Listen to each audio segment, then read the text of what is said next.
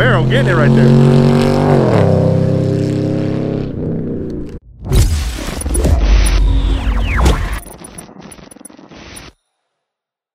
What is up, guys? My name is Mark Santamaria. Welcome back to the channel. Welcome back to the RC vlog. Today, guys, we are going to be fixing my Traxxas ERevo 2.0. I broke it last time I was at the track, and I broke a pretty common part. I've seen a lot of people upgrade these, and I just didn't do it. I wanted to see how long it would last. It was actually broken before I started driving it, and I drove it broken. Didn't end well. Didn't end well at all. But yeah, we're going to upgrade that thing. I'm going to show you what it is, give you the part numbers. And then maybe, just maybe, we might be going to the Traxxas store today, but we'll see, we'll see.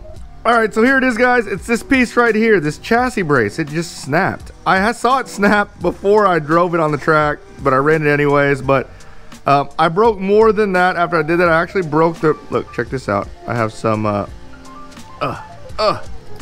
zip ties. Zip ties to hold it together.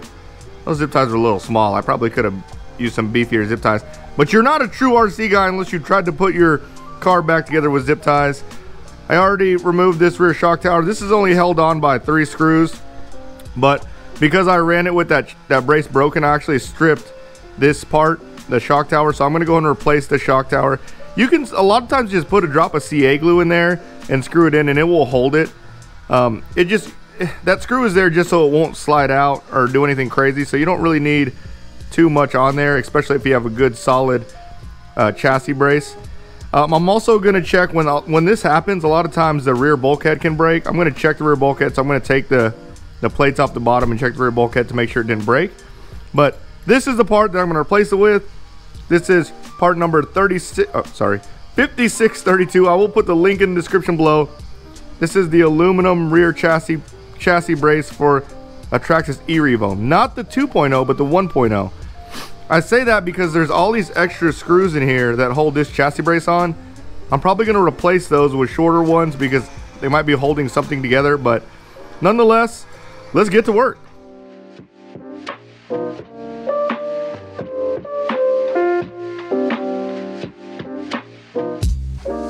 Alright, I pulled the rear chassis brace, or not the rear chassis brace, I pulled this center cover off. Basically, where you'll see your bulkhead break is right here. It will break right there because there's just so much chassis flex. Everything looks good, so I just got to put this back in. This took like 18 million bolts, by the way, to take off. But nonetheless, it's good, so I can start installing the rear chassis brace now.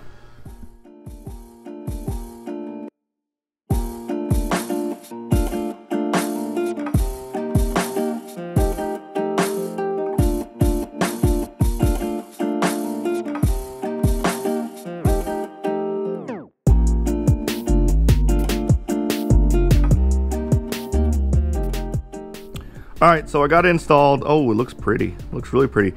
Couple of side notes. I did put the screws, not these screws that were in there originally. I put some shorter screws in there.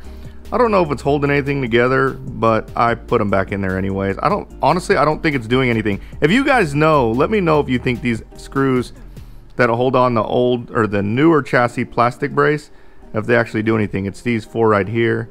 I don't think they do anything, but I've replaced them anyways with some smaller ones.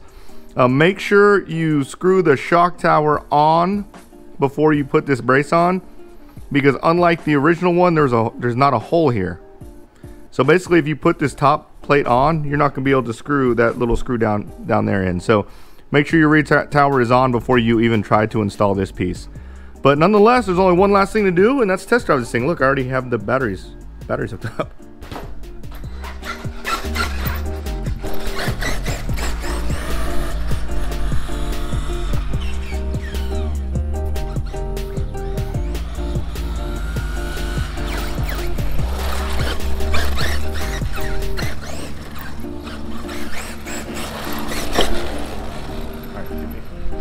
Perfect. I mean, it was like straight as an arrow. So went in good, everything was good. That's definitely a piece I recommend because I broke it. So alright guys, we're here at the Traxxas store. I gotta go trade in. Remember that servo I blew on my TRX4? I need that servo, so I'm gonna see if they'll take it. I don't know if they will. They were not happy with me last time, remember they do not have a power up program on batteries. They were being nice to me, but we'll find out. This is the first time returning back since I got in trouble. So we'll see how it goes. There it is, right there, look. Bam. All right, guys, these are the part numbers I didn't get last time. This is for the extended battery on the Rustler 4x4 6723R and then 7430R. I can't put links in the description because these probably aren't even on A-Main yet. I highly doubt it. And then we're looking up for these other ones, but this one looks like for the Bandit 3722X, 3722R. These are just different colors, and this is for the Stampede, the bigger packs on the Stampede, which is 3622X and R. All right, guys, I got my Servo Exchange. That was a true defective servo, by the way. That was that TRX4 Sport that I just opened, and it didn't break the gears, it just stopped working. So they did replace it for me. Thanks for that. There was nothing really crazy new in there. I didn't do a lot of recording in there because there was nothing new, and I think they figured out how to keep the YouTubers out of there. They're playing music. And when you play music, I can't go in there because it's all copyrighted. So, oh man, if I have to do that again, I might have to play music to mask it. Sorry guys, but nonetheless, hope you liked this video, guys. If you did, smash the like button, subscribe to my channel, turn on the notification bell, and you guys will see me next time. Later, guys.